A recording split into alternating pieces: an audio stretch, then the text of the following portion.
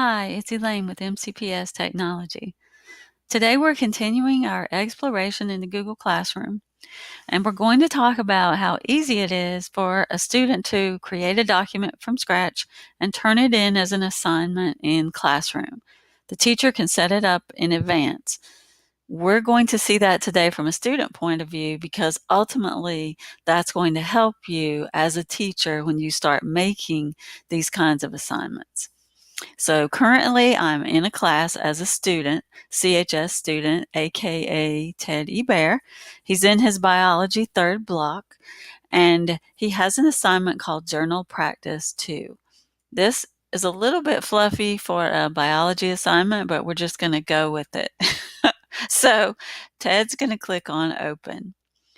And I want you to follow with me because this is what you'll be doing as you complete your assignment for me as well. So notice when Ted opens the assignment that it's going to explain that you can read for yourself when you open your own assignment, that it's going to ask you as a student to create an assignment that expresses how you feel about Google Classroom.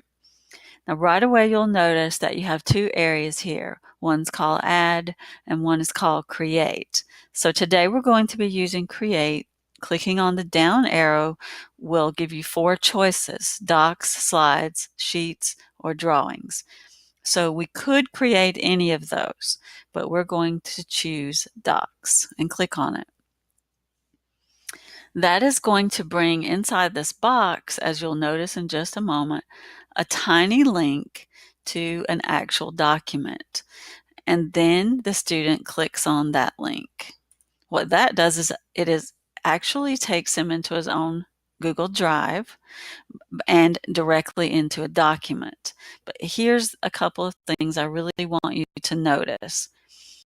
Notice that Google automatically titles the document with the title of the assignment. But not only that, it also places the student's name. So here it says CHS student, and it gives the name of the assignment. So gone are the days when the student turns in his assignment without his name on it, because if you've ever tried to figure out which paper belonged to which student, then you understand why that's a wonderful thing. So we're going to be covering quite a lot with this video because not only are we going over the steps of how to turn in the assignment, but we're also going to be reviewing the Explore tool in Google Docs. So if at any time this becomes too much for your brain to process, feel free to pause and then go practice and then just come back and finish watching. So here we are in our blank document. And the Explore tool, I have to tell you, is some kind of wonderful.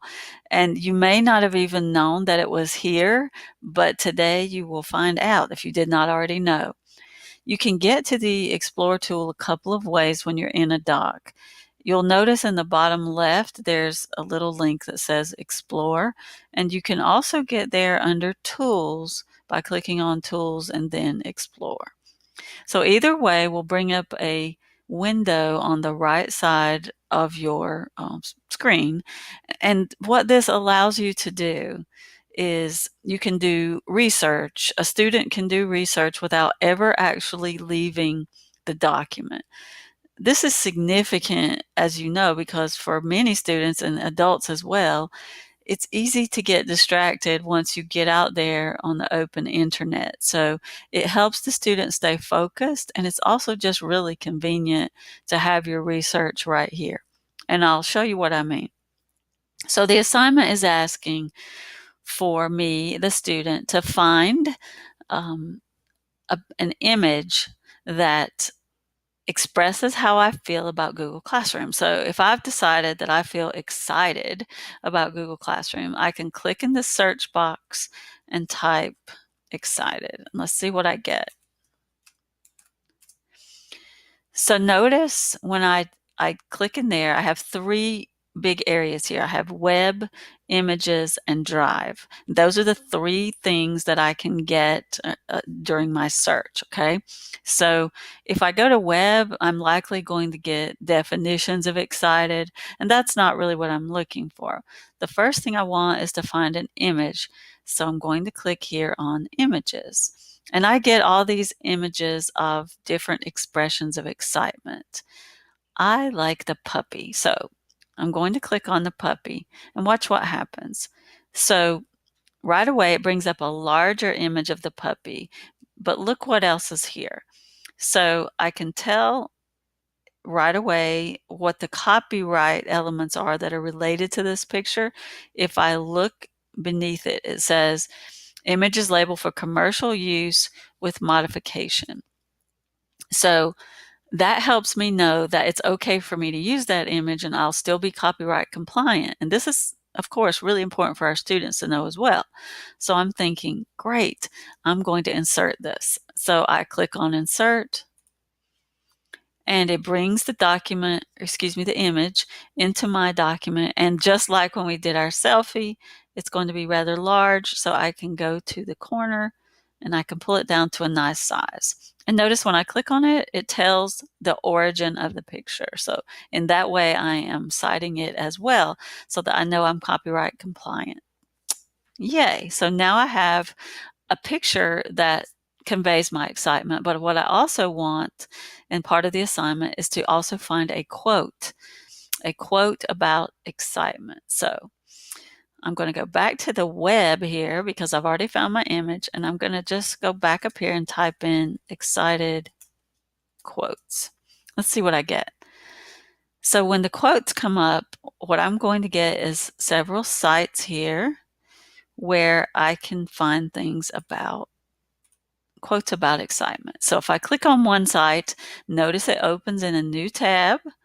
So here, my document's still here. All I would have to do is click on this tab to get back there.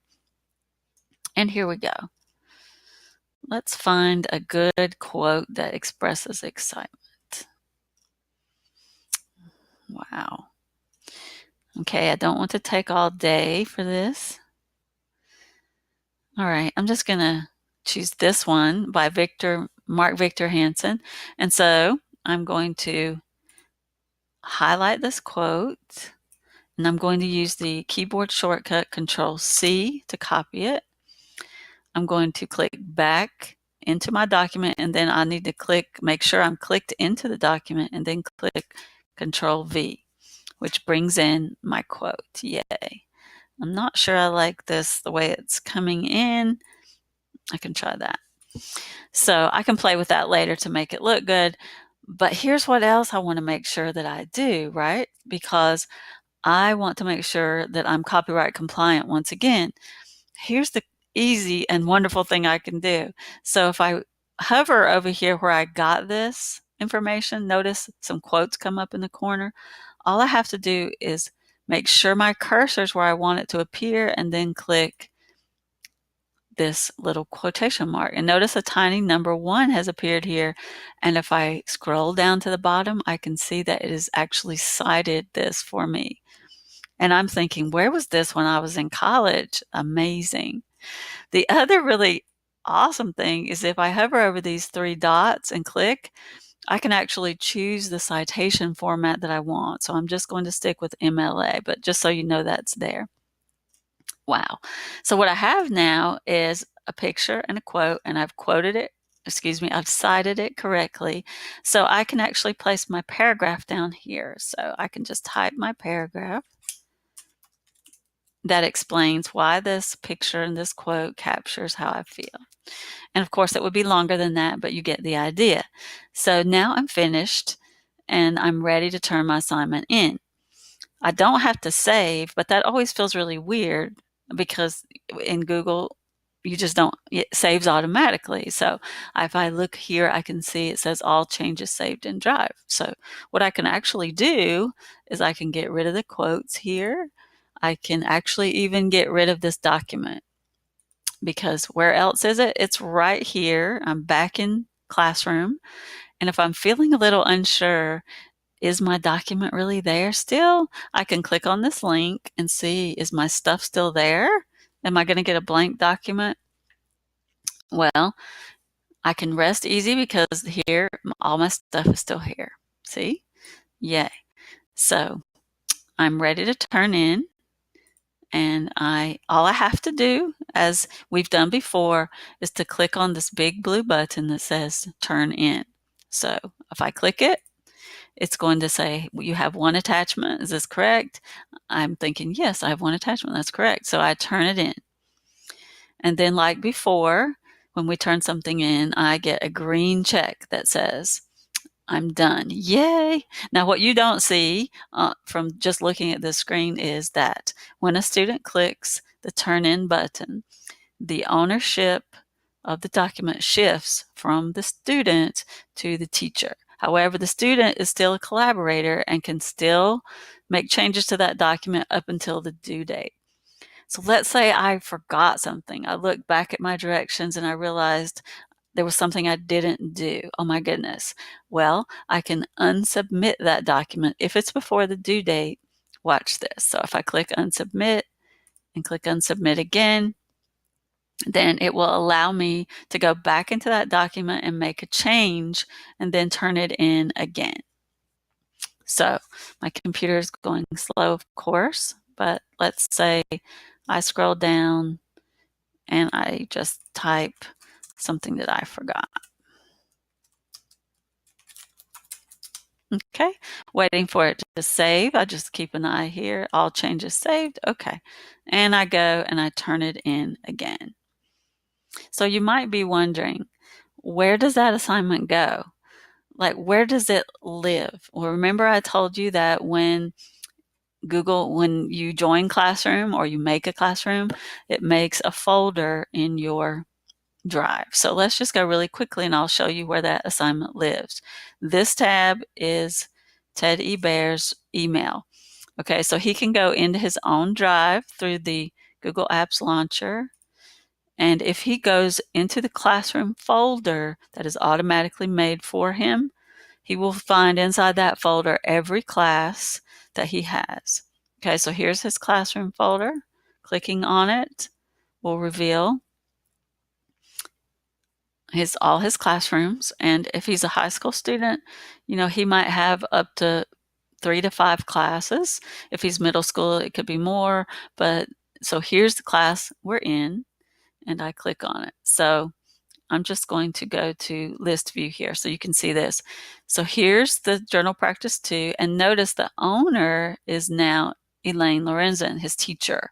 He's no longer the owner, but this is where this document lives, and he can still work on it up until the due date, at which time he would not be able to unsubmit and resubmit again.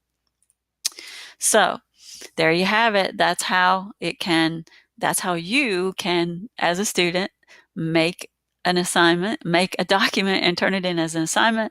And very soon we're going to be building that from the teacher point of view. So now I send you off to complete your own assignment as a student, and I'll be here to help you. I'm always here if you need help.